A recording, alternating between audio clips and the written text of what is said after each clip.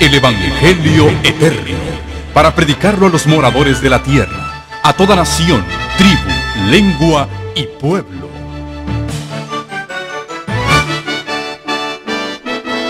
Con ustedes su programa cristiano con temas bíblicos de actualidad. Un programa que trae al mundo la verdad presente. Este es el Evangelio eterno.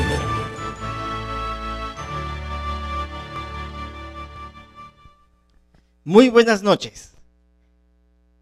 Estamos agradecidos a nuestro Dios y a ustedes porque nos acompañan una noche más en esta serie de conferencias sobre el santuario. Sean bienvenidos cada uno de ustedes y a nuestras queridas visitas que nos acompañan por primera vez. Les extendemos, ¿verdad?, nuestras más sinceras agradecimientos que nos acompañen esta noche.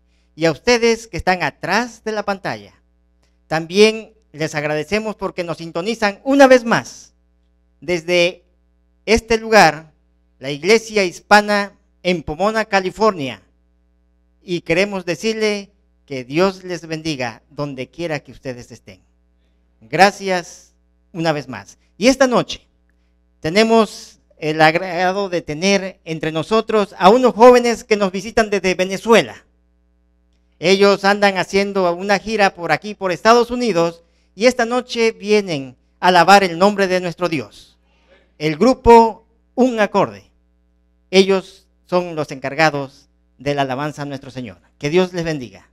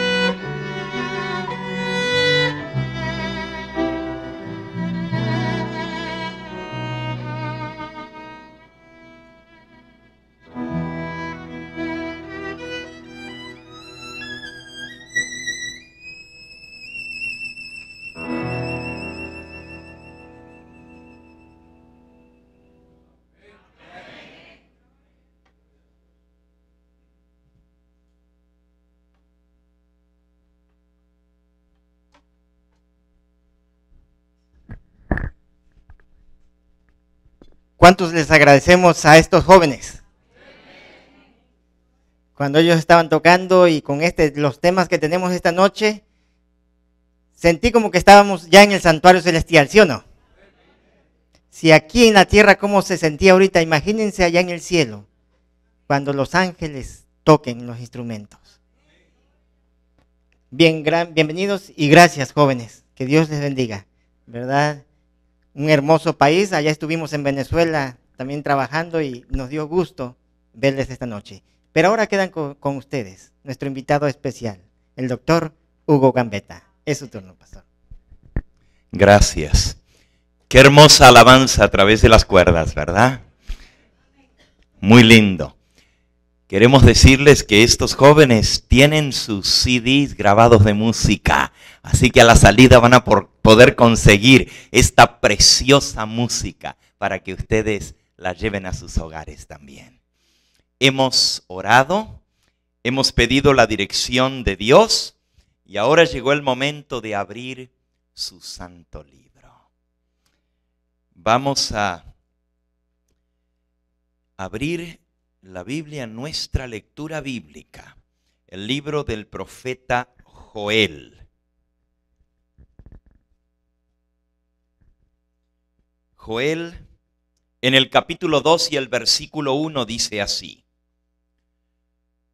Tocad trompeta en Sión, dad alarma en mi santo monte, tiemblen todos los moradores de la tierra, porque viene el día de Jehová, porque está cercano. Día de tinieblas y de oscuridad, día de nube y de sombra, como sobre los montes se extiende el alba, así vendrá un pueblo grande y fuerte, semejante a él no lo hubo jamás, ni después de él lo habrá, en años de muchas generaciones. Delante de él consumirá fuego, tras de él abrazará llama, como el huerto del Edén será la tierra delante de él, y detrás de él como desierto asolado, ni tampoco habrá quien de él escape. Nuevamente dice en el versículo 10, delante de él temblará la tierra, se estremecerán los cielos, el sol y la luna se oscurecerán, y las estrellas no darán su resplandor. Y Jehová dará su orden delante de su ejército, porque muy grande es su campamento, fuerte es el que ejecuta su orden, porque grande es el día de Jehová y muy terrible. ¿Quién podrá soportarlo? Por eso, versículo 12, por eso pues, ahora, dice Jehová, convertíos a mí con todo vuestro corazón, con ayuno y lloro y lamento. Rasgad vuestro corazón y no vuestros vestidos, y convertíos a Jehová vuestro Dios, porque misericordioso es y clemente, tardo para la ira y grande en misericordia, que se duele del castigo. ¿Quién sabe si volverá y se arrepentirá y dejará bendición tras de él? Esto es ofrenda y libación para Jehová vuestro Dios. Tocad trompeta en Sión, proclamad ayuno, convocad asamblea, reunid al pueblo, santificad la reunión, juntad a los ancianos, congregad a los niños y a los que maman, salga de su cámara el novio y de su tálamo la novia, entre la entrada y el altar, lloren los sacerdotes, ministros de Jehová, y digan, perdona, perdona, oh Jehová, tu pueblo, no entregues al oprobio tu heredad, para que las naciones se enseñoreen de ella. ¿Por qué han de decir entre los pueblos, ¿dónde está su Dios? Y Jehová, solícito por su tierra, perdonará a su pueblo. Lo que acabamos de leer es la gran proclama que se hacía el séptimo mes. En el primer día del séptimo mes se proclamaba: tocad trompeta en Sión. Hemos estudiado juntos las fiestas del santuario y ahora nos toca ver las fiestas del otoño. Así como las fiestas de la primavera tenían relación con la primera venida de Cristo a esta tierra, las fiestas del otoño tienen relación con la obra final de Cristo antes de regresar por segunda vez a esta tierra. Las fiestas de primavera se cumplen en torno a su segunda venida. Las fiestas de otoño se cumplen en torno a su segunda venida. Las de primavera en su primera venida, las de otoño en su segunda. Hemos visto que 3 veces había de presentarse todo varón delante de Jehová ante el santuario. La primera vez era para la Pascua y allí se celebraba la Pascua, los panes sin levadura y la fiesta de las primicias. 50 días más tarde habrían de regresar al santuario para celebrar la fiesta de Pentecostés.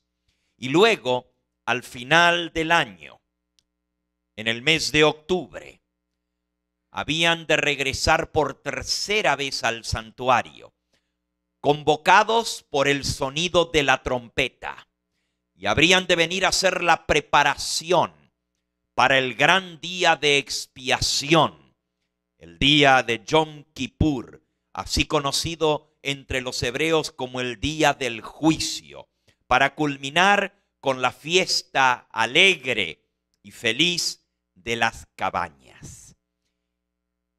Vamos hoy a estudiar el significado de esas fiestas de otoño. Vamos a Levíticos capítulo 23. Levítico capítulo 23. Y allí vemos las instrucciones que Dios le dio a Moisés para la celebración de las 7 fiestas anuales. Hemos estudiado ya las primeras 4. Hoy leeremos desde el versículo 23 en adelante. Habló Jehová a Moisés diciendo: habla a los hijos de Israel y diles: en el mes séptimo, al primero del mes, tendréis día de reposo, una conmemoración al son de trompetas y una santa convocación. Ningún trabajo de siervos haréis, y ofreceréis ofrenda encendida a Jehová. También habló Jehová a Moisés diciendo: a los 10 días de este mes séptimo será el día de expiación. Tendréis santa convocación y afligiréis vuestras almas y ofreceréis ofrenda encendida a Jehová. Ningún trabajo haréis en este día, porque es día de expiación para reconciliaros delante de Jehová vuestro Dios. Porque toda persona que no se afligiere en este mismo día será cortada de su pueblo.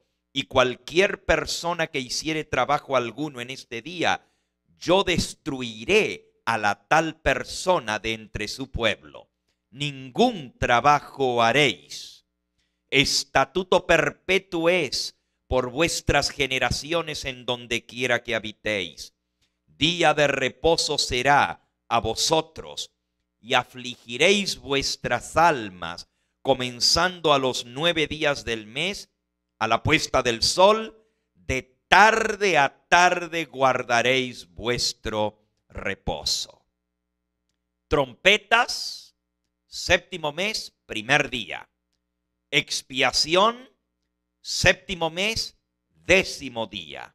Y ahora leamos la tercera fiesta, con la cual cerraba la conmemoración del pueblo judío. Versículo 33. Habló Jehová a Moisés diciendo: habla a los hijos de Israel y diles: a los 15 días de este mes séptimo será la fiesta solemne de las cabañas a Jehová por 7 días. El primer día habrá santa convocación, ningún trabajo de siervos haréis. 7 días ofreceréis ofrenda encendida a Jehová. El octavo día tendréis santa convocación y ofreceréis ofrenda encendida a Jehová. Es fiesta, ningún trabajo de siervos haréis. Estas son las fiestas solemnes de Jehová, a las que convocaréis santas reuniones, para ofrecer ofrenda encendida a Jehová, holocausto y sacrificio y libaciones, cada cosa en su tiempo. Y un poquito más de instrucción sobre la fiesta de las cabañas, versículo 39. A los 15 días del mes séptimo, cuando hayáis recogido el fruto de la tierra, haréis fiesta a Jehová por 7 días. El primer día será de reposo y el octavo día también será de reposo. Y tomaréis el primer día ramas con fruto de árbol hermoso, ramas de palmeras, ramas de árboles frondosos y de sauces de los arroyos, y os regocijaréis delante de Jehová vuestro Dios por 7 días. Le haréis fiesta a Jehová por 7 días cada año. Será estatuto perpetuo por vuestras generaciones. En el mes séptimo la haréis. En tabernáculos o cabañas habitaréis 7 días. Todo natural de Israel habitará en cabañas, para que sepan vuestros descendientes que en cabañas hice yo habitar a los hijos de Israel cuando los saqué de la tierra de Egipto. Yo, Jehová vuestro Dios. Así habló Moisés a los hijos de Israel sobre las fiestas solemnes de Jehová. 3 fiestas en el mes séptimo. Trompetas, día de expiación y la fiesta feliz de regocijo de las cabañas o tabernáculos. ¿Qué significan estas fiestas? ¿Cómo se celebraban? Al entender cómo se celebraban, vamos a entender que era un drama que anunciaba los eventos que vendrían, así como las fiestas de la primavera, la Pascua, los panes sin levadura y las primicias prefiguraban la venida del Mesías, su muerte, su sacrificio en la cruz del Calvario, su sepultura y su resurrección al tercer día de los muertos, así como la fiesta del Pentecostés señalaba la entronización de Cristo y la inauguración del santuario celestial.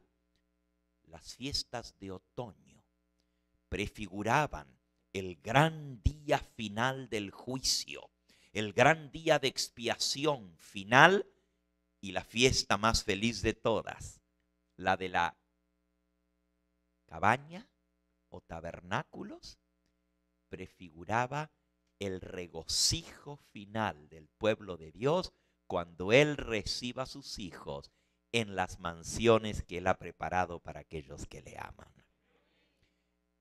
Vamos a ver cómo se celebraba la fiesta de las trompetas. Al llegar el novilunio, la luna nueva del séptimo mes, a la salida del sol, cuando todavía estaba oscuro, el pueblo era despertado en todo el campamento por un sonido de trompetas. las trompetas repercutían al pie del monte Sinaí. Comenzaban desde el santuario.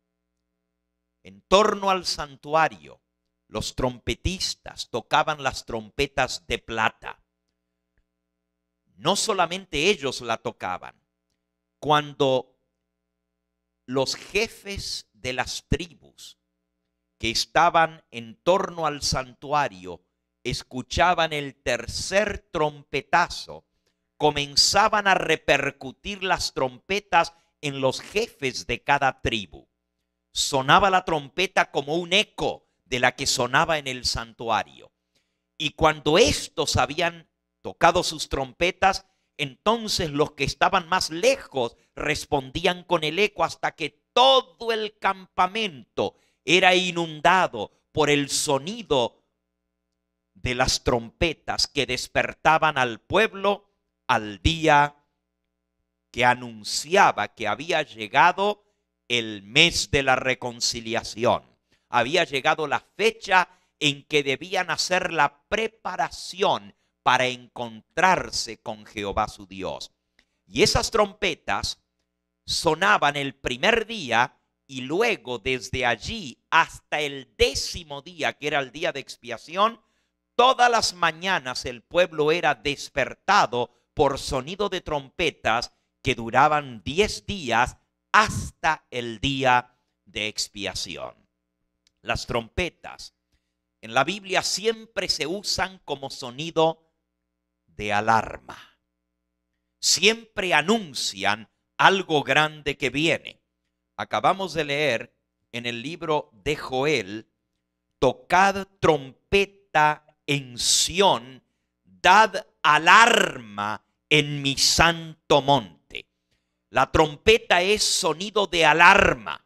Se tocaban trompetas para la preparación para la guerra. Se tocaban trompetas cuando había peligro entre el pueblo de Dios. Sonaban las trompetas para que el pueblo se apercibiera.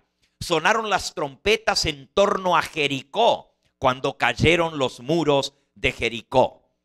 De igual manera, las trompetas del 7º mes daban alarma en el pueblo. Decían: ha llegado el momento en que todo hijo de Dios debe prepararse para el gran día del juicio, el día de la expiación.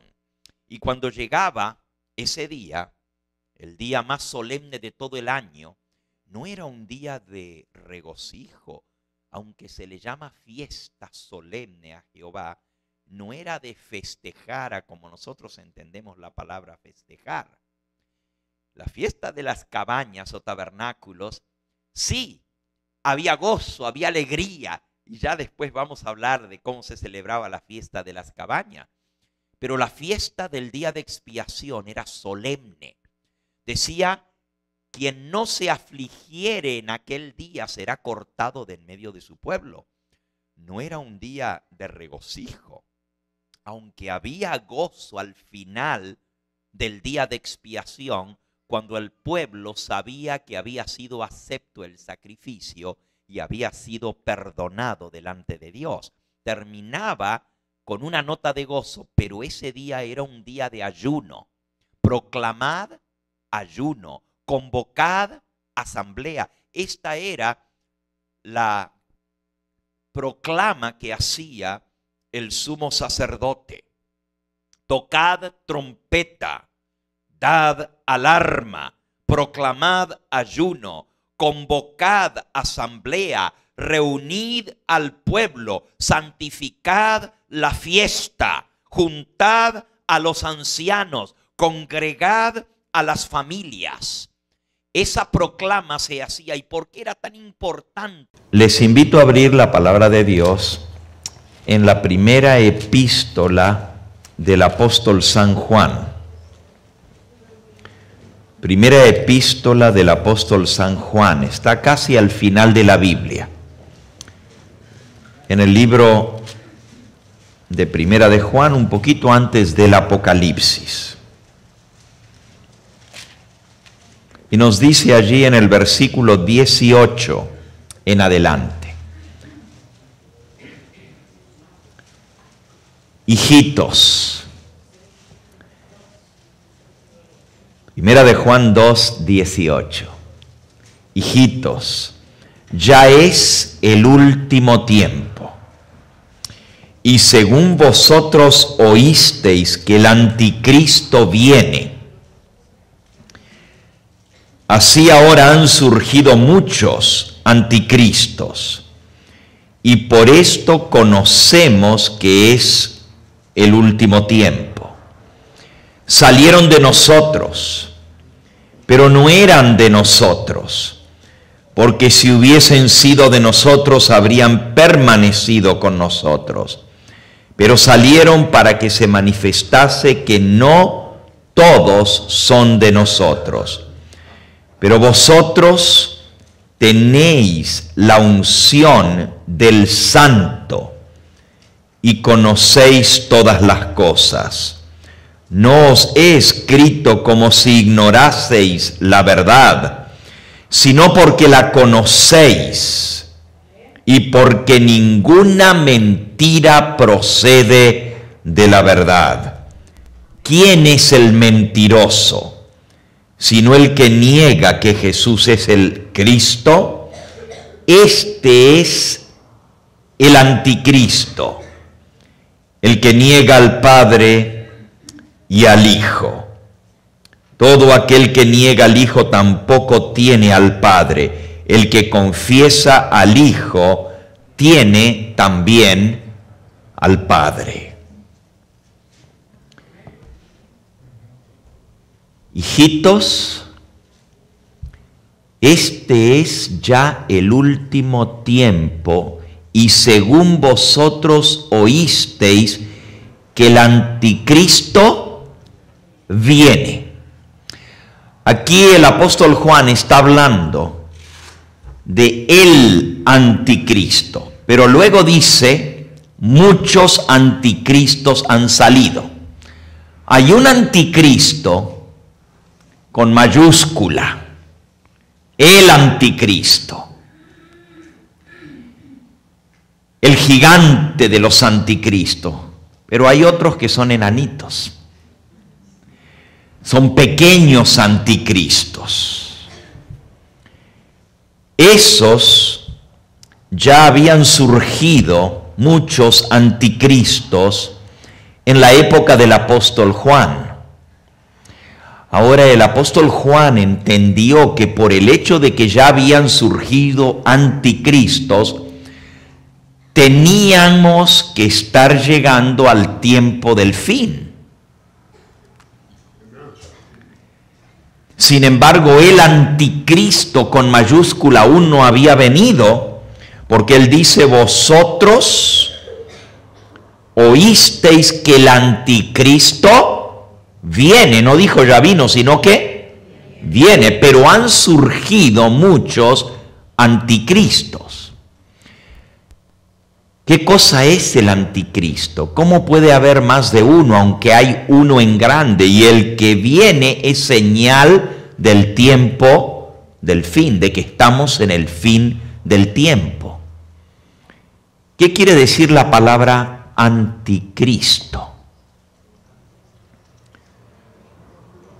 Bueno, si nosotros leemos un poquito más adelante,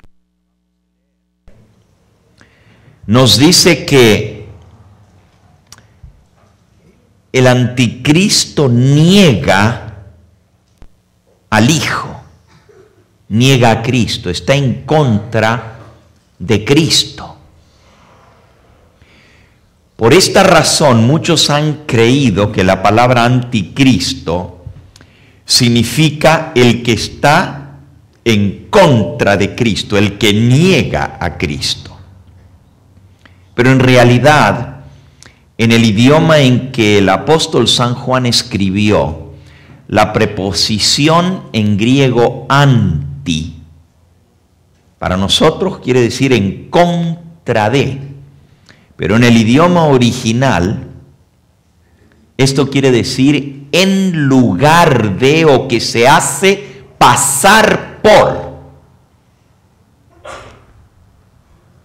Por ejemplo, en los escritores clásicos griegos de la misma época que el apóstol San Juan escribe, se usan muchas palabras que comienzan con anti.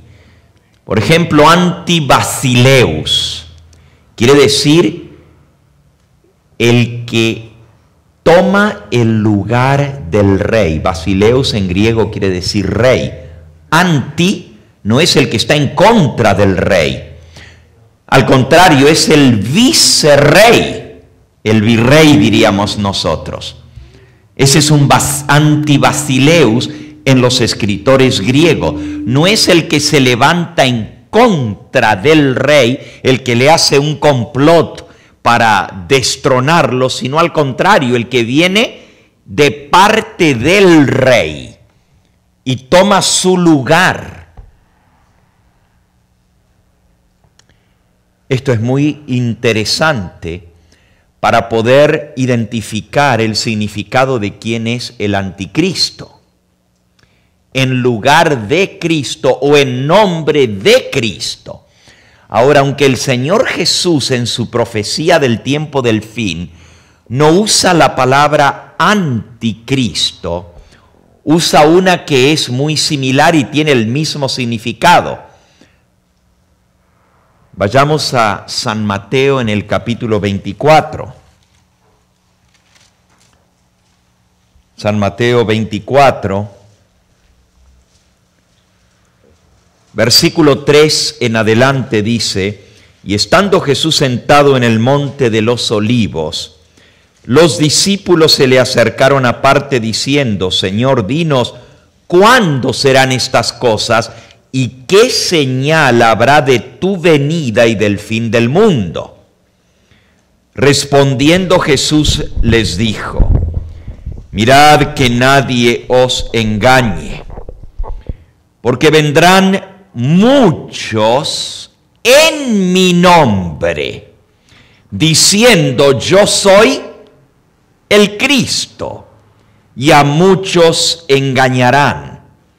Ahora noten por favor que aquí el Señor Jesús está hablando del mismo concepto, y él aunque no usa la palabra anticristo, él dice: vendrán diciendo yo soy el Cristo.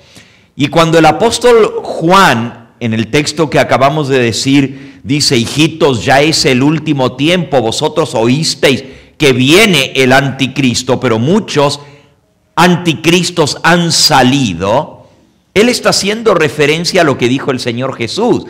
Cristo fue el que dijo que vendrían muchos en su nombre diciendo yo soy el Cristo. Y Juan le llama el anticristo, no porque es en contra de Cristo, aunque en realidad últimamente está en contra de él, pero más bien el sentido del término anticristo es el que se hace pasar por Cristo, el que viene en lugar de Cristo, el que dice venir como si fuera Cristo. Ese es el significado de la palabra anticristo. Nuevamente en Mateo 24, donde tenemos abierto, dice en el versículo 23: entonces si alguno os dijere, mirad, aquí está el Cristo, o mirad, allí está, no lo creáis, porque se levantarán pseudocristos, traducido al español, falsos. En griego, San Mateo escribió pseudocristos. Es una palabra muy similar a anticristos y es el mismo sentido. Y estos pseudo o falso cristos harán grandes señales y prodigios como lo hacía el Señor Jesús, de tal manera que engañarán, si fuera posible, aún a los escogidos. Ya os lo he dicho de antemano. Así que si os dijeren, mirad, está en el desierto, no salgáis, o mirad, está en los aposentos, no lo creáis. Aquí es el Señor Jesús el que nos está amonestando con respecto a esto. Y es en un capítulo que nos habla acerca de las señales que sucederían justo antes de su venida, en el tiempo del fin. ¿qué señal habrá de tu venida y del fin del mundo? Y él dice, vendrán pseudos cristos, vendrán anticristos. Pero también dice que vendrá uno en particular. Y dice, si os dijeren, aquí está el Cristo. ¿Notaron? Primero dice, vendrán muchos Cristos. Vendrán en mi nombre diciendo, yo soy el Cristo, y a muchos engañarán. Pero luego finalmente habla de uno en particular y dice, así que si os dijeren, mirad, aquí está el Cristo, no lo creáis. O mirad, allí está, no lo creáis. Es el mismo sentido del pasaje del apóstol Juan. El apóstol Juan dice, vosotros oísteis que viene el anticristo, y así también ahora han salido muchos anticristo. Así que hay uno con mayúscula, un gigante, y hay otros que son los anticristos enanitos, pero que también son anticristo. Nosotros vamos a estudiar las características del anticristo, tanto de los pseudocristos, pero en forma particular del anticristo con mayúscula, para poder identificar a quién se refiere esto. Ahora, si tomáramos la palabra anticristo como la toma la gente, el que está en contra de Cristo, podríamos decir que hay muchos anticristos. Y saben, cuando ustedes leen algunas de las expresiones o comentarios de comentadores bíblicos sobre esto, a mí me sorprende ver cómo describen distintos anticristos. Miren, la palabra anticristo se la han puesto a Nerón. Dicen que él era el anticristo. Se la han puesto a Hitler, que él era el anticristo. Se la han puesto a Gorbachev, que él era el anticristo. Se la han puesto a Atila, el de los hunos, que él era el anticristo. Se la pusieron a Aníbal como el anticristo. Se la pusieron a Voltaire. Y si ustedes saben quién es Voltaire, ¿verdad? El famoso ateo. Como si él fuera el anticristo. Se la pusieron a Paine. ¿Saben quién es Paine? El fundador de los Illuminatis modernos, de la sociedad secreta. Y dicen que él es el anticristo. Se la pusieron a Ignacio de Loyola porque fundó a los jesuitas. Y hay muchas personas en la historia quienes les han aplicado el término anticristo. Pero uno de los más comunes es decir que justo antes de la venida del Señor Jesús va a venir el reinado del terror, el reinado de un anticristo terrible que va a ser un hombre que va a destruir todo lo que tenga que ver con Cristo, que va a perseguir a los cristianos, y usted cuando lee la literatura cristiana sobre el anticristo, todo el énfasis es hacia ese anticristo que aparecerá justo antes de la venida del Señor Jesús, o algunos, muchos en realidad diría, dicen que ese anticristo va a surgir después del rapto de la iglesia. No sé si ustedes han leído sobre esto del rapto de la iglesia, pero dicen que Cristo viene primero, arrebata, rapta a su iglesia y luego viene el reinado del anticristo, del terror. Y que es un hombre que no cree en ningún Dios, que Él es el único Dios y que mata y destruye a todo aquel que adore a cualquier otro que no sea a Él. Esa acepción de la palabra anticristo no es la bíblica. Ese tipo de anticristo. Y en realidad, si nosotros entendemos el término anticristo, no puede aplicarse a ninguna de esas personas a quienes se les ha aplicado el término anticristo, ni siquiera ese anticristo final. Por eso es que hay un engaño con respecto al anticristo que nosotros tenemos que descifrar. Fíjense, si se trajera ante un tribunal a un ateo y se le preguntara al ateo, ¿tú eres el anticristo? Y él diría, yo odio a Cristo. En primer lugar, porque ni creo que existió, pero mi deseo es destruir todo lo que tenga que ver con Cristo, con Dios, con cristianismo, porque yo no creo en esto. Un ateo puede haber blasfemado contra el nombre de Cristo, puede haber hecho barbaridades, pero entonces el juez le dice, bueno, pero tú te has presentado como si fueras Cristo. Yo, Cristo, si yo ni siquiera creo en Cristo. Y el juez diría, pues entonces tú no eres el anticristo. No se puede aplicar a ti el término anticristo. ¿Por qué? Porque bíblicamente el término anticristo es, ya lo acabamos de leer como lo dijo el Señor Jesús, vendrán en mi nombre diciendo yo soy el Cristo. ¿Vienes tú en el nombre de Cristo? ¿Qué va? ¿En el nombre de Cristo? No, si yo ni creo en Cristo. ¿Cómo voy a venir en el nombre de Cristo? Estamos entendiendo cómo la palabra, cuando la entendemos correctamente, no se puede aplicar. Y todas estas ideas fantásticas de quién es el anticristo lo han aplicado también a Mohammed, o sea, a Mahoma. A él se le ha aplicado el término anticristo, porque levantó una religión que supuestamente es en contra del cristianismo, esto es, los musulmanes. Sin embargo, ni los mismos musulmanes dicen estar en contra de Cristo. No lo reconocen como el Hijo de Dios, pero tampoco lo niegan. Lo aceptan como un profeta a Jesús, solamente que no como el verdadero Hijo de Dios.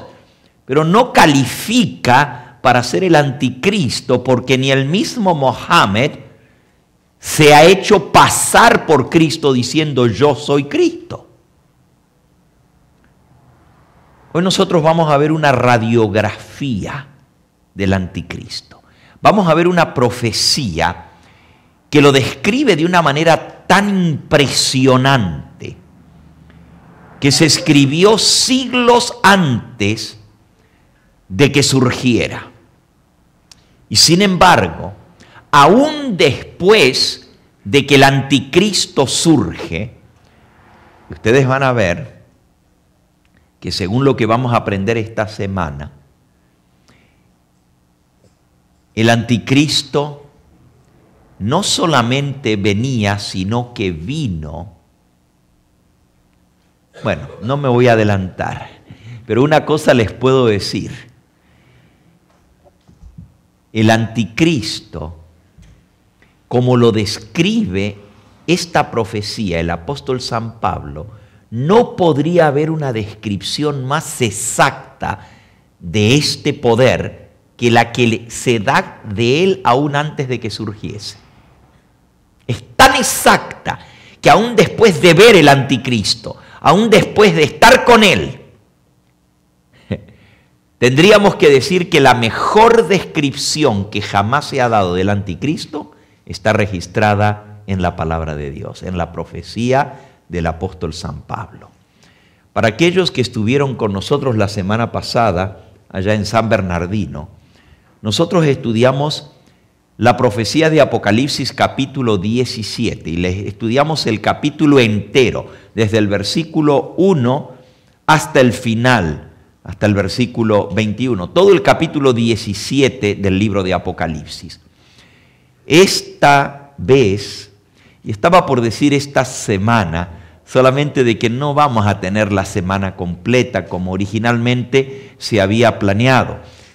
Nuestros planes era estar la semana entera y tener todos los días reuniones, pero no fue posible conseguir el lugar donde reunirnos toda la semana. Así que por lo menos las 4 o 5 presentaciones de las 8 que se habían planeado, nos vamos a dedicar al estudio de otra profecía que también es exacta, es impresionante, y nos vamos a centrar en ese capítulo. Así como la semana pasada nos centramos en Apocalipsis 17, esta vez nos vamos a centrar en esta profecía impresionante del anticristo dada por el apóstol San Pablo.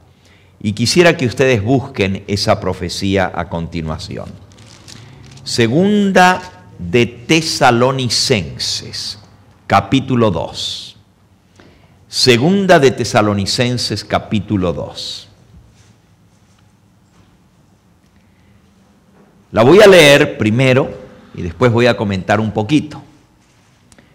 Solo que les digo de antemano, la palabra anticristo no aparece en esta profecía, pero la descripción que se nos da es exactamente la descripción del anticristo. Así como la palabra anticristo no aparece en Mateo 24, pero el Señor Jesús está hablando de ese anticristo, no hace falta que aparezca en Segunda de Tesalonicenses capítulo 2, porque al leerla ustedes van a ver cuán impresionante es. Ahora fíjense, la profecía del surgimiento del anticristo no es el único lugar donde está. Ya leímos que el apóstol Juan hace mención y da alguna característica del anticristo, pero no expande sobre eso, solamente dice en Primera de Juan, ustedes saben que tenemos que estar en el tiempo del fin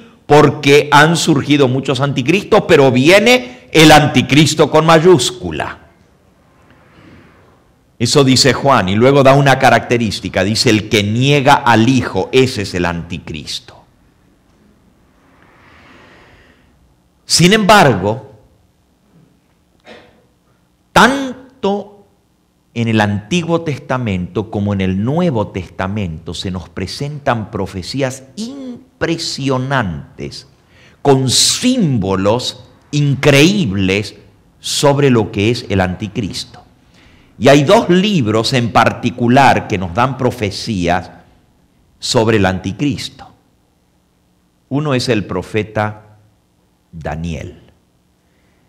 Nuevamente, en el libro del profeta Daniel no se menciona la palabra anticristo como tal. Y sin embargo, la descripción que se nos da de ese poder, aunque usa símbolos, el símbolo de un cuerno es símbolo de un poder, sin embargo es impresionante, y cuando usted lee las 25 características del anticristo que se dan en el libro de Daniel, usted dice, no hay duda alguna, es el mismo poder, es el anticristo, el cual está describiendo en forma simbólica el profeta Daniel. 25 características da el profeta Daniel del anticristo. Ahora, el otro profeta que nos menciona nuevamente las profecías del anticristo es el mismo que lo llama por nombre anticristo, es Juan, solo que esta vez él escribió el Apocalipsis. Y aunque se le llama el Apocalipsis de San Juan, en realidad es el Apocalipsis de Jesucristo, porque es una revelación que Cristo le dio. Y en el libro de Apocalipsis, el anticristo se presenta no en la forma de un cuerno como en Daniel, simbólicamente, sino en la forma de una bestia. Y también se usa símbolos. Pero en medio de esos 2 símbolos, Daniel y Apocalipsis, tenemos en el medio de esos 2 la profecía del apóstol San Pablo, que es el intérprete de Daniel y de Apocalipsis. Y fíjense qué interesante, San Pablo viene a interpretar, claro, no podemos decir en forma estricta que interpretó el Apocalipsis porque todavía no se escribía, pero el Señor permitió que el apóstol San Pablo explicara no en términos simbólicos, sino en lenguaje literal. No hay ningún símbolo en 2 de Tesalonicenses capítulo 2. Es lenguaje literal. Y él explica el surgimiento del anticristo en lenguaje directo. Ahí sí que no hay que interpretarlo. Solamente es leerlo y decir, bueno, ¿en quién se cumplen estas características descritas? Y así podemos llegar a la conclusión de quién realmente es el anticristo o qué es el anticristo.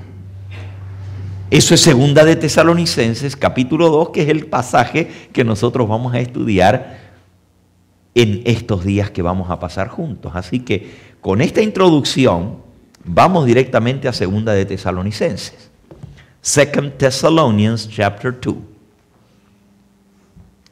Dice así: pero con respecto a la venida de nuestro Señor Jesucristo y nuestra reunión con Él. Ahora, el apóstol San Pablo viene hablando en el capítulo 1 de esa venida de nuestro Señor Jesucristo. Vimos en Guatemala, y estos son capítulos no muy estudiados del libro de Daniel, el 11 y el 12, pero lo vimos versículo por versículo. Y ahí expliqué lo que es el rey del norte y el resurgimiento del rey del norte. Porque así como la bestia era y no es y vuelve a ser, tiene dos reinados la bestia. Uno que caducó y luego vuelve a reinar otra vez. También el rey del norte tiene dos reinados porque está hablando del mismo poder. Ahora miren lo que dice en el versículo 36. El rey hará su voluntad, se ensorbecerá y se engrandecerá sobre todo Dios. Pero si ustedes se fijan en el versículo anterior, dice: también algunos de los sabios caerán para ser depurados y limpiados y emblanquecidos. Esta es la persecución de ese poder.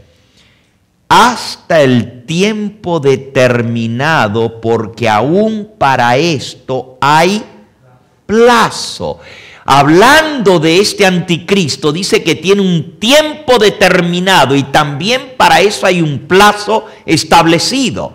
Ahora, volviendo a 2 de Tesalonicenses capítulo 2, dice: y ahora vosotros sabéis lo que lo detiene, a fin de que a su debido tiempo se manifieste, porque hay un tiempo señalado en el cual tiene que volver a surgir el anticristo. Surgió en el pasado y va a volver a surgir en el futuro otra vez. Por ahora me estoy adelantando un poquito, pero vamos a ver todo esto en detalle al estudiar el significado de esta profecía. Hoy nomás estamos viendo la radiografía. De mañana en adelante vamos a interpretar la radiografía, ¿ok? Hoy nomás la estamos leyendo, la estamos mirando, la profecía. Pero mañana la vamos a ver en su cumplimiento en la historia. Dice: ahora vosotros sabéis lo que lo detiene, a fin de que a su debido tiempo se manifieste. Pero luego da una declaración sumamente interesante. Porque ya está en acción el misterio de la iniquidad. Solo que hay quien al presente lo detiene, hasta que él a su vez sea quitado de en medio. Nuevamente el mismo pensamiento del versículo 6. Ustedes saben lo que lo detiene hasta que le llegue el tiempo. Y ahora vuelve a repetir, pero luego dice: ya está en acción el misterio de la iniquidad.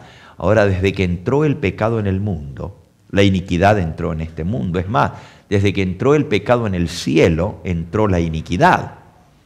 Pero aquí se nos da un vislumbre, una vislumbre de algo terrible. Porque al hombre de pecado, al anticristo, se le llama el misterio de la iniquidad. Parece que la iniquidad iba a llegar a un clímax tal. Pecado siempre ha habido, iniquidad siempre ha habido. ¿Por qué entonces el apóstol San Pablo le llama la aparición del anticristo el misterio de la iniquidad? Y otra cosa que él menciona es: ya está en acción el misterio de la iniquidad. Los cristianos de la época del apóstol San Pablo ya escuchaban resonar los pasos del anticristo que se acercaba. Solo que había algo que lo detenía hasta que eso fuera quitado de en medio, y entonces se manifestaría aquel inicuo. Ya en la época de Pablo, el misterio de la iniquidad se había iniciado, pero no se había manifestado abiertamente. Hay quien al presente lo detiene, hasta que eso que lo detiene sea quitado de en medio. Y entonces, versículo 8, se manifestará aquel inicuo, a quien el Señor matará con el espíritu de su boca y destruirá con el resplandor de su venida. Ahora, amigo o amiga que me escuchas, la aparición del hombre de pecado, del hijo de perdición, del misterio de la iniquidad, del inicuo, del anticristo, es tan impresionante que se le llama el misterio de la iniquidad. Y eso nos hace recordar o traer a la mente de que hay otro misterio. Y la Biblia le llama al otro misterio el misterio de la piedad. Hay dos grandes misterios en la Biblia. Uno es el de la iniquidad y el otro es el de la piedad. Pero a al surgimiento del anticristo, le llama el misterio de la iniquidad. Pero también nos dice que el inicuo, el anticristo, va a durar ¿hasta cuándo? ¿Hasta cuándo va a durar? Hasta la venida del Señor, porque dice que el Señor lo va a destruir con el resplandor de su venida. Así que el anticristo va a estar vivo hasta la misma venida del Señor y va a ser destruido por la presencia del Señor. Si tú y yo creemos igual, yo creo que estamos viviendo en los momentos finales de la historia de este mundo. Y yo creo que la venida del Señor Jesús está muy, pero muy cercana. Si tú estuviste ayer en la presentación que hice en la iglesia adventista de Pomona, te habrás dado cuenta cuán cercana está la venida del Señor. Porque la profecía se ha cumplido toda y estamos al final mismo de Apocalipsis capítulo 17. ¿Se acuerdan de lo que vimos ayer? Las 7 cabezas de la bestia y cómo estamos viviendo bajo esa 7ª cabeza. ¿Ya no hay más después de eso? Ok. Si esto es cierto, quiere decir entonces que el anticristo está vivo hoy en día. No como dicen algunos, que quién sabe cuándo va a surgir y que en alguna parte de la tierra el anticristo va a surgir. Según esto, está vivo y va a ser destruido con el resplandor de la venida. Y leamos las últimas características de este poder porque son ahora más impresionantes todavía. Dice: inicuo cuyo advenimiento quiere decir su venida o su aparición, es por obra de Satanás. Ahora, si tú crees que el anticristo es el diablo, pues aquí hay un problema.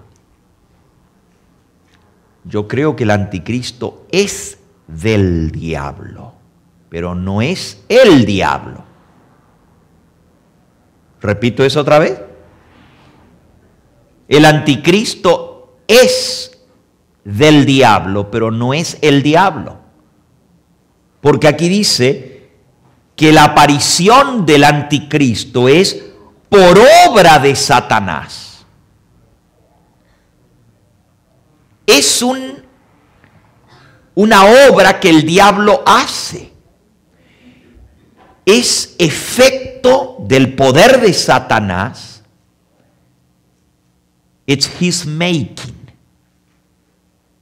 ¿Cómo diríamos eso en español? Es la obra de Satanás. Él lo hace aparecer.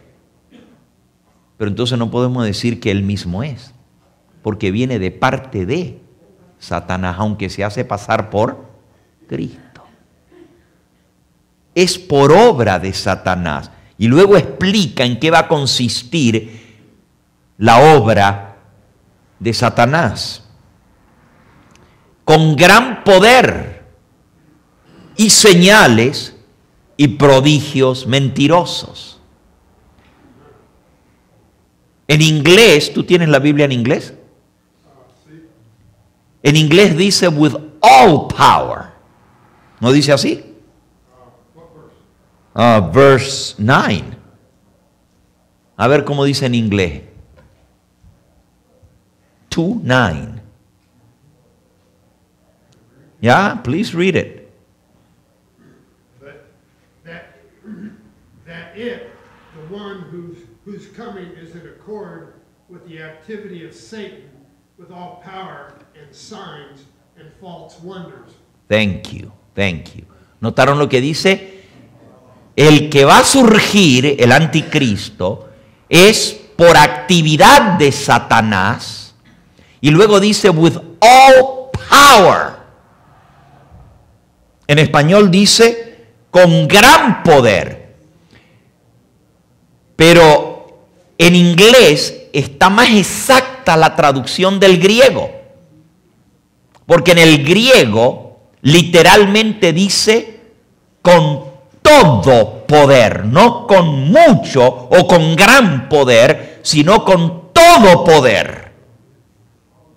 Así dice literalmente en el idioma original, con todo poder. Ahora, esta es otra prueba de que el anticristo es el que se hace pasar por Cristo, porque fue el Señor Jesús el que dijo, todo poder me ha sido dado en el cielo y en la tierra. Pero este anticristo viene con todo poder. ¿Pero todo poder de quién? ¿De Dios o del diablo? Viene con todo el poder que le da el diablo. Cristo dice, todo poder me ha sido dado en el cielo y en la tierra. ¿Y quién le dio todo el poder? El Padre. Pero aquí se lo da el padre de la mentira, porque el anticristo es un mentiroso. Lo acabamos de leer en 1 de Juan capítulo 2. ¿Se acuerdan que leímos?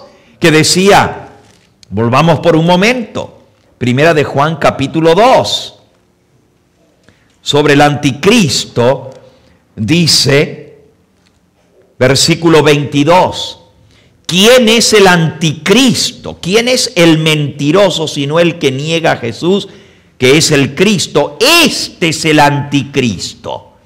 El anticristo es mentiroso.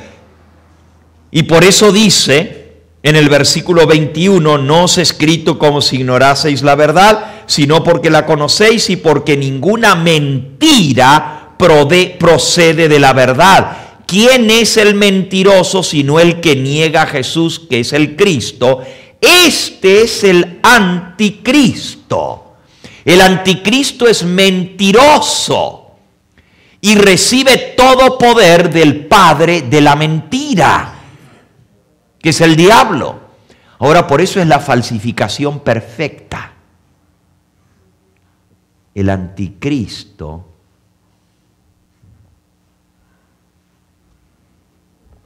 es el hijo de perdición. ¿Y por qué se le llama hijo? ¿Quién es el padre de la perdición? Satanás. ¿Este es hijo de quién? Es hijo de Satanás. Por eso se le llama el inicuo, el hombre de pecado, el hijo de perdición. Ahora, esto estaba profetizado desde la primera profecía registrada en la Biblia. Génesis capítulo 3 y versículo 15. Cuando el pecado entró en el mundo,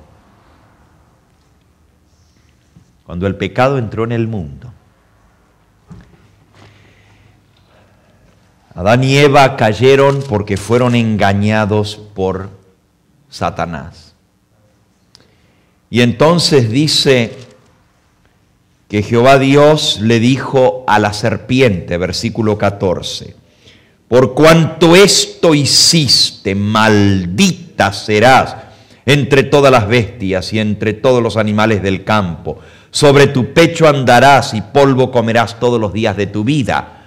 Y pondré enemistad entre ti y entre la mujer, entre tu simiente y la simiente de ella. Esta te herirá en la cabeza y tú le herirás en el calcañar. Ahora aquí se nos habla de guerra, enemistad, pleito entre Satanás y entre la mujer. ¿Quién es la serpiente? Satanás. ¿Quién es la mujer? Simbólicamente es la iglesia. Aunque aquí está hablando de Eva específicamente, pero está hablando de la iglesia porque entendamos los términos espirituales, ¿verdad? La Biblia se entiende espiritualmente. Pondré enemistad entre ti, le dijo a la serpiente, y la serpiente no era la serpiente, ¿era quién? Satanás, que había usado la serpiente como medium para hablar a través de ella. Así que le está hablando realmente a la serpiente antigua, al diablo. Le dice, pondré enemistad entre ti, Satanás, y entre la mujer, la iglesia. Y luego dice, entre tu simiente y la simiente de ella. ¿Quién es la simiente de la mujer?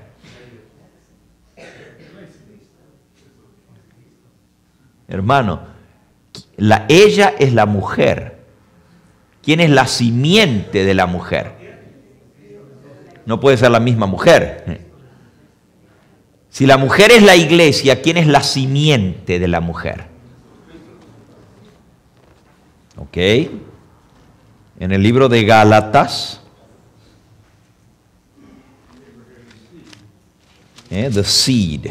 Who is the seed of the woman and who is the seed of the serpent? Gálatas en el capítulo 3 nos dice en el versículo 16, ahora bien, a Abraham fueron hechas las promesas y a su simiente. Y Abraham es el padre del pueblo escogido, de la iglesia. Y dice, no dice a las simientes como si hablara en plural de muchos, sino en singular, hablando de uno, a tu simiente, la cual es ¿quién? Cristo. ¿Quién es la simiente? Cristo. Ahora, si la simiente de la mujer es Cristo, ¿quién es la simiente de la víbora? ¿Quién es la simiente del diablo?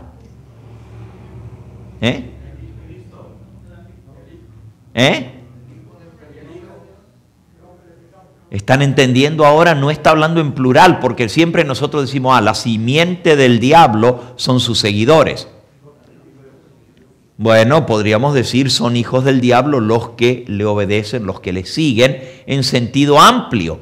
Pero cuando habla en singular, porque dice, no habla en plural, sino en singular, dice, pondré enemistad entre ti y entre la mujer, entre tu simiente y la simiente de ella. En algunas Biblias dice, el descendiente de ella, hablando en masculino. Lo que pasa es que en español simiente es femenino, pero en hebreo simiente es masculino. Entonces al traducirlo al español dice la simiente, y pareciera que está hablando de algo femenino, pero en realidad la palabra simiente es femenina en español, pero está refiriéndose a el descendiente que es Cristo, y ese no es femenino sino masculino. ¿Me estoy explicando o los estoy confundiendo más? ¿Está claro? Ok. En hebreo Sera se dice simiente, y Sera es Jasera, y Jasera, el artículo ja es él, no es ella. Es él, podríamos ponerle la palabra grano, ¿no es cierto? Para hablar de semilla, en lugar de semilla, grano es masculino. El grano, no decimos la grano, ¿verdad? Pero la palabra semilla es femenino, pero se está refiriendo a la simiente de la mujer que es Cristo. Por lo tanto, la simiente de la serpiente no son solamente sus seguidores, está hablando de una simiente. ¿Y esa simiente es quién? El anticristo.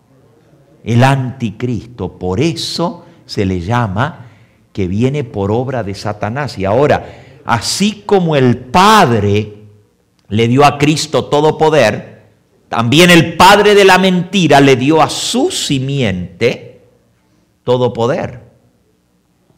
Volvamos ahora a 2 de Tesalonicenses para terminar de leer la profecía. Ya nos queda 2 versículos nada más. 2 de Tesalonicenses, capítulo 2. Y entonces nos dice, acabamos de leer hasta el versículo 9, el inicuo quiere decir el que hace iniquidad, cuyo advenimiento, cuya aparición, cuya venida es por obra de Satanás, con gran poder, y ahí gran poder pónganle con todo poder, y con señales en lying wonders, milagros mentirosos,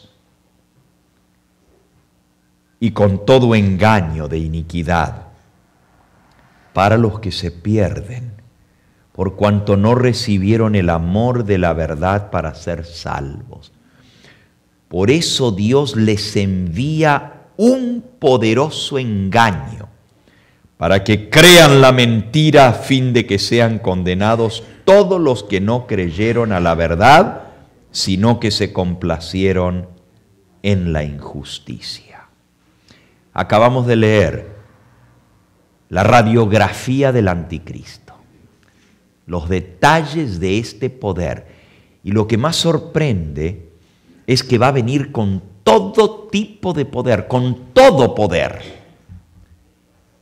con milagros, con prodigios, con señales mentirosas, porque va a engañar haciéndose pasar por el Cristo. Ahora, por esa razón no podemos decir que el anticristo es el diablo, porque el diablo es el que lo manda. Y viene, el que le da el poder es el diablo. Y hay muchas personas que dicen, pero el anticristo es el diablo. Pero aquí dice que el anticristo es el que le da el poder. Perdón, el diablo es el que le da el poder al anticristo. Dice, viene por obra de Satanás. Así que tengan cuidado con decir, el anticristo es el diablo. El diablo está detrás del anticristo, claro que sí. El diablo le da todo poder y a través del diablo es que hace los milagros, las señales y los prodigios engañosos. Pero no es el diablo el anticristo. El anticristo es enviado por el diablo y es obra de Satanás con todo engaño de iniquidad para los que se pierden, por cuanto no recibieron el amor de la verdad para ser salvos. Amigo, amiga que me escuchas, es muy importante que tú conozcas la verdad y que recibas el amor de la verdad en tu corazón. Porque si tú no amas la verdad y no la recibes, vas a ser engañado. Y vas a ser engañado tan ciertamente como estás sentado aquí en esta hora o como estás escuchando mi voz, así de cierto vas a ser engañado. Si tú no aceptas la verdad cuando Dios te la da, no la atesoras, no la amas, no la abrazas, porque no recibieron el amor de la verdad para ser salvos, por esto Dios les envía un poder engañoso para que crean la mentira. Mira, va a ser tan grave esto que aún las personas que están engañadas van a creer que están en lo correcto. Y no solamente van a creer, van a estar completamente convencidas ellas mismas que están en la verdad cuando en realidad están engañadas. Miren el engaño increíble. Y ya casi terminamos. Pero lean de vuelta lo que dijo el Señor Jesús. Y van a San Mateo, en el capítulo 7, Cristo dice en el versículo 21 y 22 y 23, no todo el que me dice Señor, Señor entrará en el reino de los cielos, sino el que hace la voluntad de mi Padre que está en los cielos. Muchos me dirán en aquel día. ¿Cuándo es aquel día? El día de su venida. Señor, Señor, ¿no profetizamos en tu nombre y en tu nombre echamos fuera demonios y en tu nombre hicimos muchos milagros? Y entonces les declararé, nunca os conocí, apartaos de mí, hacedores de maldad. Ahora miren hasta dónde puede llegar el engaño, es el colmo. Porque todavía esta gente hasta le van a discutir a Jesús. En el día de su venida le van a decir, pero Señor, Señor, en tu nombre profetizamos. ¿Y qué no echamos demonios fuera en tu nombre? Y van a echar demonios. Van a hacer exorcismo en el nombre de Cristo.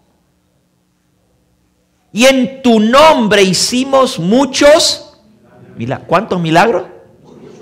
Muchos milagros. Están tan convencidos de que ellos lo estaban haciendo por el poder de Cristo, que hasta le dicen a Jesús, le reclaman.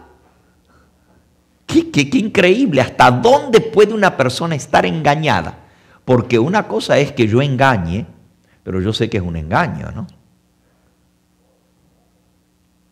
Pero esto es más grave que eso. O sea, es grave engañar, es grave mentir. Es requete grave estar fingiendo o estar haciéndose pasar por lo que uno no es. Ese es un engaño. Pero más grave todavía es estar haciendo todo eso, pero pensar y estar convencido de que realmente tú lo estás haciendo por el poder de Cristo. Y uno dice, pero entonces no engañaron. Sí engañaron. Pero ni ellos mismos sabían que estaban engañando. Ese es the ultimate deceit. The ultimate deceit. El engaño supremo es engañar y no saber que estás engañando, porque estás convencido de que estás enseñando la verdad y que estás haciendo esos milagros por el poder de Cristo. ¡Qué engaño tan terrible! Por eso dice que el que no ama la verdad, el que no la recibe, el que no la abraza, va a creer la mentira. Así dice 2 de Tesalonicenses 2.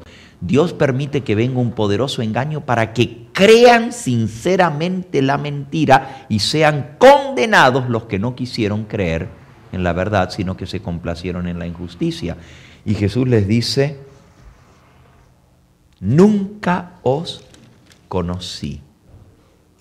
Ahora, no se trata de gente que una vez estuvieron con Cristo, que una vez fueron sus discípulos y sus siervos y le sirvieron e hicieron milagros, pero que luego se apartaron, apostataron. No está hablando de eso, está diciendo que Jesús les va a decir, nunca os conocí. Nunca, o sea, nunca es nunca.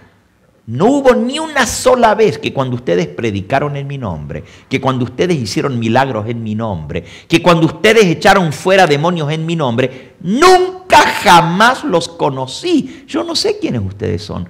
Nunca hubo una relación entre nosotros. Apartados de mí, hacedores de maldad. Entonces, ¿por quién estaban haciendo los milagros? ¿Por quién estaban haciendo los exorcismos?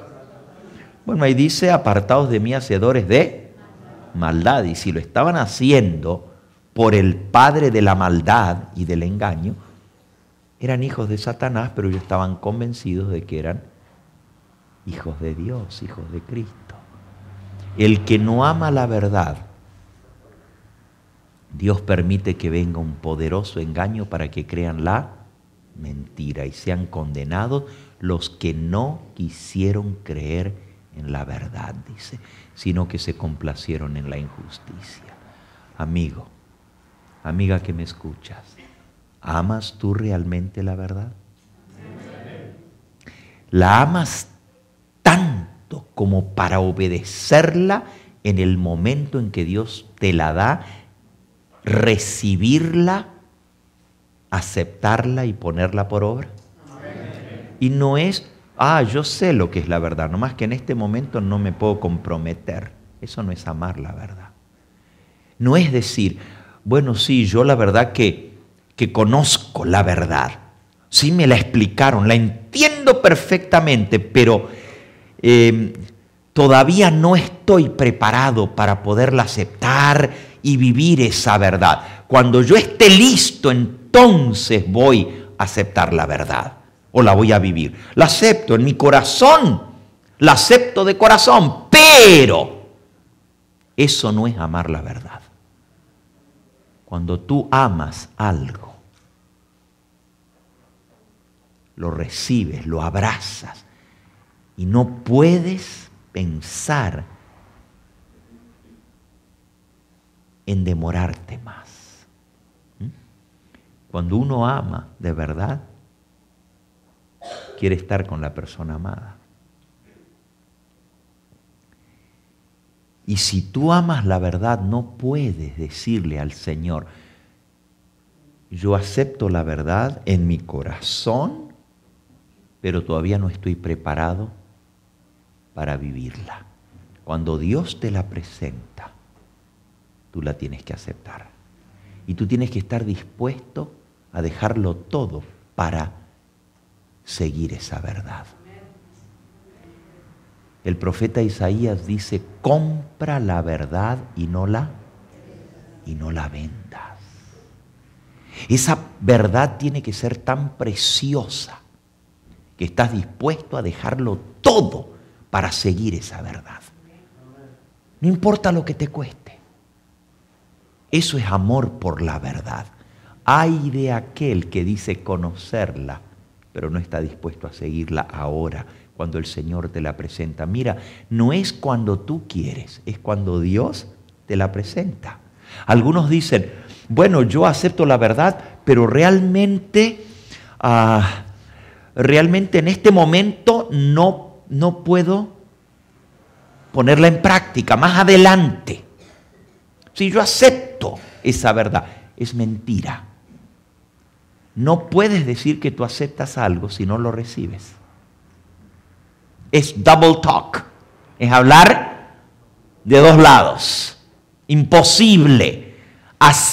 Creer, amar la verdad es recibirla ahora. Y es cuando Dios la manda. Algunos dicen, bueno, ya yo ahora escuché. Voy a venir esta semana, ahora voy a saber quién es el anticristo, pero no voy a hacer una decisión todavía. Mira, mejor que ni vengas. Mira lo que te estoy diciendo, mejor que ni vengas, porque si vienes más te condenas. Porque no vas a poder decir no supe.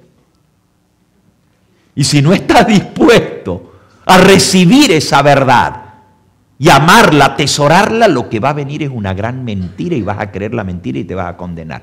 La misma palabra que salva es la misma palabra que condena. The very word that saves you is the same word that condemns you. La misma. Dice Jesús, si yo no hubiera venido y no os hubiera hablado la verdad, estaríais sin pecado. Pero porque decís, vimos, escuchamos, ahora el pecado está sobre vosotros. Es un arma de doble filo y te corta. La verdad tiene que ser aceptada cuando Dios te la presente y no a mi conveniencia. Yo no puedo aceptar la verdad cuando yo quiero, cuando yo digo, ahora sí la voy a aceptar, ahora estoy preparado. No, es cuando Dios te la manda. Y si tú dices, pero que yo no la voy a rechazar, nomás que no estoy listo. En el momento en que tú no la aceptas y la vives, ya la estás rechazando. Leamos nuestro último versículo. Allá en el Evangelio según San Juan. En el capítulo 3, posiblemente uno de los, o el versículo más conocido y más amado de todas las Escrituras. Es más, yo creo que cualquiera que está aquí en esta noche lo puede hasta recitar de memoria. Ustedes saben a cuál me refiero, ¿verdad? San Juan 3:16, pero no me voy a parar en el 16, voy a leer un poquito más. Dice, ¿y por qué no lo decimos juntos? Porque es el versículo más lindo de toda la Biblia. Vamos a decirlo juntos. Porque de tal manera amó Dios al mundo, que ha dado a su Hijo unigénito, para que todo aquel que en Él cree no se pierda, mas tenga vida eterna. Pero miren cómo sigue. Porque no envió Dios a su Hijo al mundo para condenar al mundo, sino para que el mundo sea salvo por Él. El que en Él cree no es condenado, pero el que no cree ya ha sido condenado, porque no ha creído en el nombre del unigénito Hijo de Dios. Y esta es la condenación, que la luz vino al mundo. Pero los hombres amaron más las tinieblas que la luz, porque sus obras eran malas.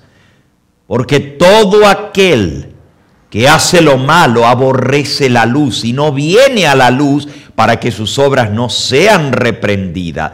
Mas el que practica la verdad, no alcanza con creer en la verdad. Hay que ¿qué?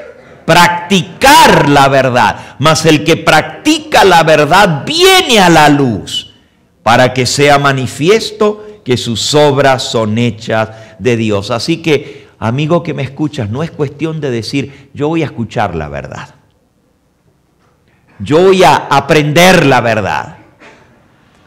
Cuando Dios te da la oportunidad de conocer esa verdad, tienes que aceptarla y practicarla, si no esa misma verdad es la que te condena.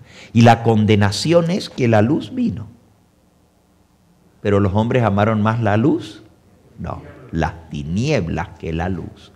Y por eso se condenaron. Y el texto que hemos leído allá en Segunda de Tesalonicenses dice exactamente eso. Dice, el que no recibe la verdad para ser salvo. Así dice el versículo 10. El que no recibe el amor de la verdad para ser salvo, Dios le envía un poder engañoso para que crea la mentira, a fin de que sea condenado todo el que no quiso creer en la verdad, sino que se complació en la injusticia. Lo mismito, allá dice que el que no ama la verdad no viene a la luz, porque sus obras son malas y prefiere seguir en la injusticia. Pero el que realmente quiere ser salvo, practica la verdad, viene a la luz, la acepta y la pone por obra. Te pregunto a ti, ¿tú has venido por curiosidad? ¿Tú viniste porque hubo controversia con respecto a estas reuniones para ver quién es ese gambeta de quien tanto habla?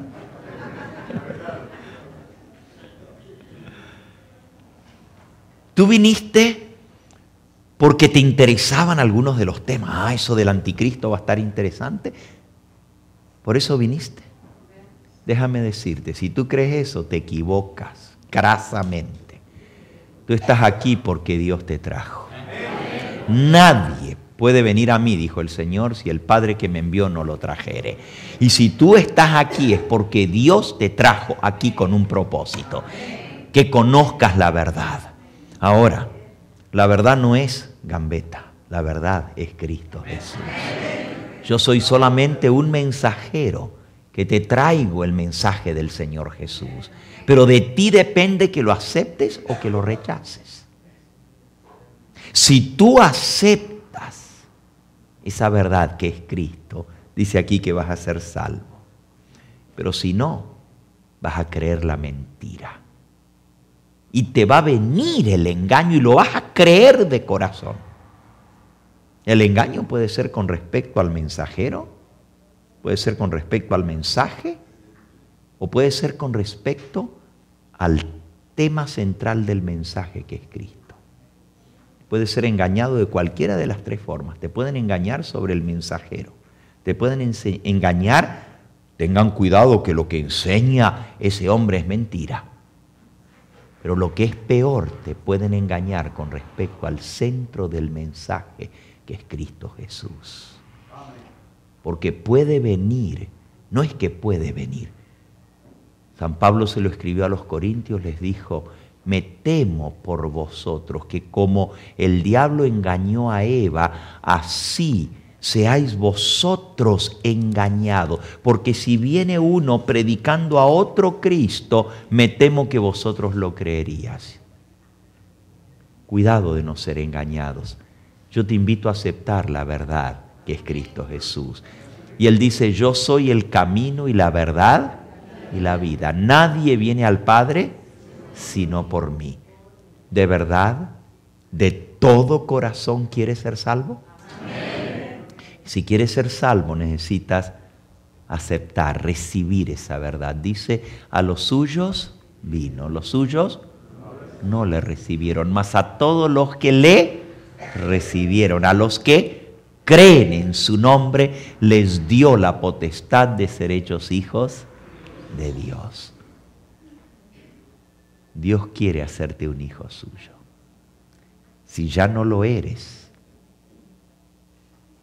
y si eres un hijo de Él, es porque una vez le aceptaste. No se puede llegar a ser hijo de Dios sin haberle aceptado, sin haberle recibido. Sin recibir la verdad en tu corazón no puedes llegar a ser un hijo de Dios. Pero si nunca le has recibido así públicamente, y cuando yo me refiero públicamente estoy hablando en serio. Algunos dicen, yo creo en Jesús en mi corazón. Aquí en lo recóndito de mi ser yo soy cristiano. Mira, Jesús nunca llamó a nadie a seguirle en forma secreta. Todos los que Él llamó a seguirle, los llamó a seguirles públicamente. Y si tú te avergüenzas de ser cristiano, no eres cristiano. Porque Cristo dijo, el que se avergüenza de mí, yo me avergüenzo de él.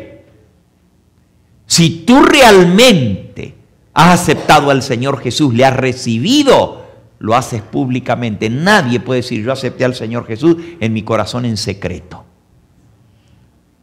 Como aquella persona que fue al nuevo trabajo y le pregunta a la esposa, ¿y ya se dieron cuenta que eres adventista? No, todavía no, lo tengo bien escondidito. Nadie se ha dado cuenta.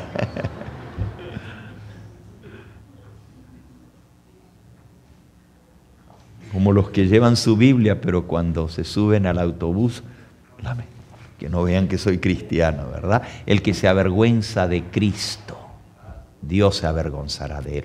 Yo te invito en esta hora, si no has hecho la decisión más importante de tu vida, de entregar tu corazón al Señor Jesús, de creer en Él y de recibirle, decirle, Señor, te acepto como mi Dios, mi Señor, a que lo hagas en esta misma hora.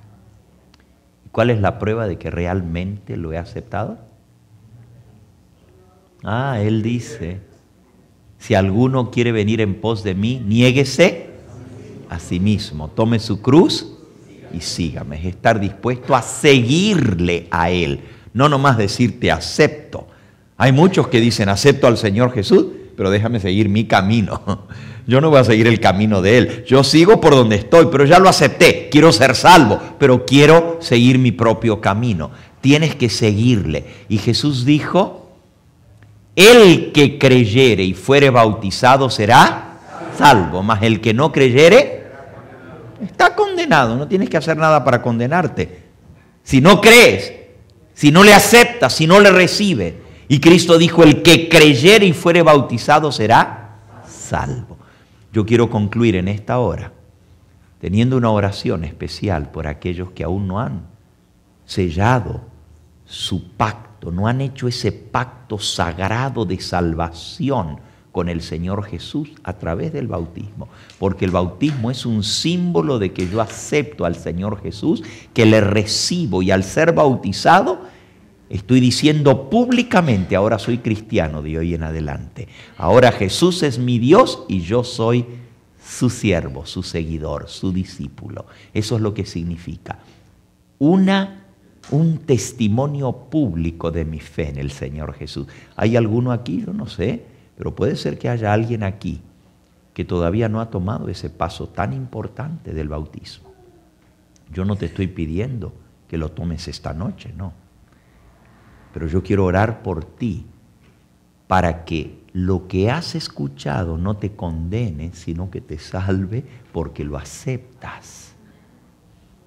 ¿Me comprendes? ¿Me he hecho claro? Yo solamente vengo en nombre del Señor a darte la verdad. De ti depende de aceptarla. ¿Hay alguien aquí que aún no ha tomado ese paso tan importante de hacer un pacto solemne de salvación con Jesús a través del bautismo? Yo quisiera orar por esa persona, si hay alguien aquí. ¿Quisieras levantar tu mano? ¿Hay alguno aquí que aún no ha tomado el paso del bautismo? Yo quiero orar por ti. ¿Hay alguien? No me refiero ahora al bautismo de niños recién nacidos. Me refiero al bautismo de adultos que aceptan al Señor Jesús y le reciben de todo corazón. ¿Hay alguno aquí que aún no ha tomado ese paso de entregar su vida al Señor Jesús y ser sellado a través del bautismo? Yo veo la mano de la niña, sí. El Señor Jesús dijo, si no os volviereis y fuereis como niños, no entraréis al reino de los cielos. Por la inocencia de los niños que cuando escuchan, aceptan el llamado. ¿Hay alguien más que aún no ha tomado ese paso? Allá hay un joven. Alabado sea el nombre de Cristo. Quizás allá en el salón, porque se llenó la iglesia, allá en la pantalla hay alguno más que me está viendo o a través de la pantalla y quisiera decir, pastor, ore por mí. Yo sé que Dios me está llamando a mí a tomar esa decisión. ¿Hay alguien más? Aquí hay una persona también que levantó su mano. Alabado sea el nombre de Cristo. No te dé vergüenza levantar tu mano. Si te avergüenzas de Cristo, Él se va a avergonzar de ti. ¿Alguien más? Yo quiero orar por esa persona. Vi 2 manos que se levantaron. ¿Hay alguien más? Amén, el Señor te bendiga. Amén, amén. Quizás hay alguien aquí que fue, allá hay otra persona. Amén, alabado sea el nombre de Cristo. Amén. Quizás hay alguien aquí que fue bautizado, pero se apartó del camino del Señor, tropezó, cayó, y en este momento está fuera del redil y necesita, como esa ovejita que contó el Señor Jesús, que se había perdido del redil, necesita volver otra vez, comenzar de nuevo, reconciliarse con el Señor. Para eso sí se necesita valor, para reconocer públicamente, yo soy esa ovejita que me aparté del redil. ¿Hay alguien aquí que quisiera decir, pastor, ore por mí, porque yo quiero volver? Amén, amén, amén. Alabado sea el nombre de Cristo Jesús. Vamos a ponernos en pie y vamos a pedirle al Señor que al ver esta impresionante profecía que vamos a estudiar en estos días juntos, el Señor nos ayude para abrir nuestro entendimiento y para que también mañana vengamos no solos, sino que traigamos a los que necesitan escuchar estas cosas. Porque de nada nos sirve venir a engordarnos nosotros que ya conocemos estas cosas. Tenemos que traer a las almitas que necesitan que se les abran sus ojos para no ser engañados, ¿verdad? Vamos a trabajar en favor del Señor Jesús. Y vamos a orar en esta noche especialmente por aquellos que levantaron su mano. Quisiera pedirle a la persona que está al lado de aquel que levantó la mano, que lo acompañe a venir aquí adelante para que no pase solito, y vamos a orar por ustedes aquí. Allá en el salón de atrás, y los que están aquí, vengan acompañados por alguien. Ella es la primera. Vengan, por favor. Aquí viene este jovencito que levantó su mano también. Amén. Bendito sea el nombre de Cristo. Amén. Bienvenidos. El Señor los llamó y ustedes han respondido a ese llamamiento. Vengan. Den un pasito más, así los demás que vienen pasando se pueden acercar también. Y si tú sabes de alguien más que necesita pasar en esta hora, pues tráelo, invítalo a pasar, acompáñalo para que también entregue su vida al Señor Jesús. Hay gozo en el cielo por cada una de estas almas, son preciosas para Él. Cristo hubiera dejado el cielo por una sola alma, por esa sola hubiera venido a esta tierra. Como si tú fueras el único, el Señor Jesús te ha llamado hoy. Y Él te llama, y Él está dispuesto a perdonarte, a limpiarte, a darte un nuevo corazón y una nueva vida. Aquellos que me escuchan a través de la pantalla, hay muchos, escuchando este mensaje también el Espíritu Santo les ha tocado. Y quiero invitarte a ti, de que allí donde tú estás, hagas ese pacto con el Señor. Señor, yo me voy a preparar y muy pronto voy a tomar el paso del bautismo. Y llámanos al teléfono que aparece en tu pantalla para que podamos orar por ti y entrar en contacto, así para acercarte a los caminos del Señor. Vamos a orar por estas preciosas almas que están aquí. Y si tú pasaste con alguien, ponle el brazo en el hombro en esta hora, porque estamos muy felices de que el Señor ha hecho esta obra en ellos. Amén. Sería mucho pedirles que nos arrodillemos. ¿Está bien? Gracias.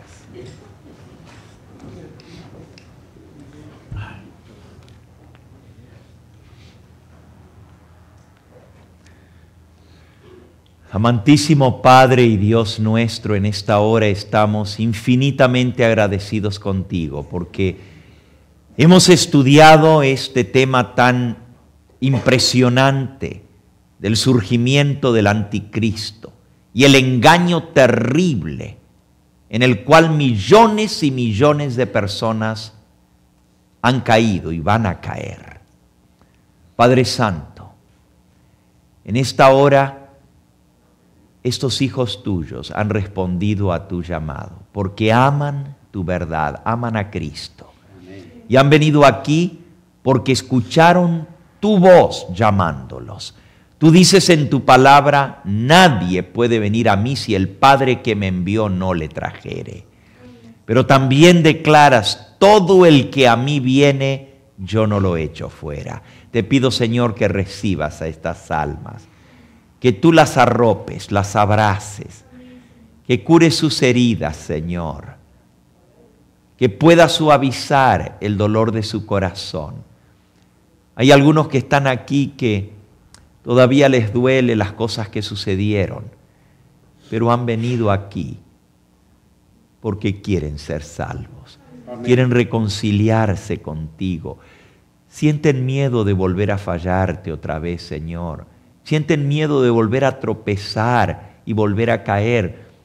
Pero tú que los has llamado, vas a completar en ellos la buena obra para el día de la redención.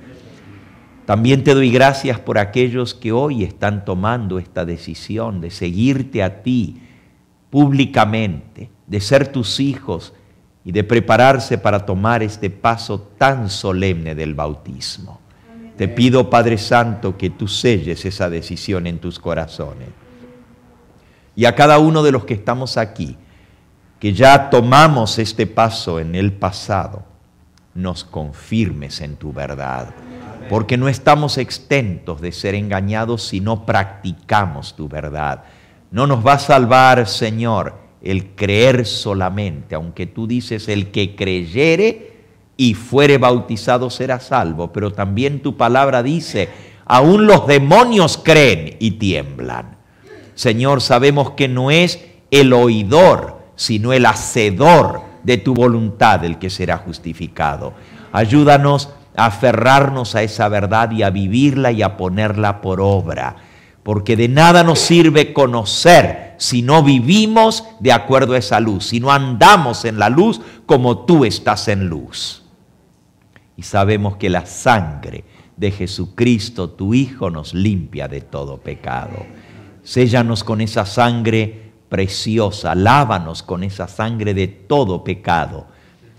Y coloca en nosotros tu Espíritu Santo para que andemos en tus mandamientos, para que guardemos tus preceptos y los pongamos por obra, para que no seamos violadores de tu pacto, sino hacedores de tu voluntad. Todo esto te lo pedimos en ese nombre que es sobre todo nombre, en el nombre precioso de Jesús. Para Él sea la gloria y la honra por los siglos de los siglos. Amén, Señor. Amén. Amén. Amén.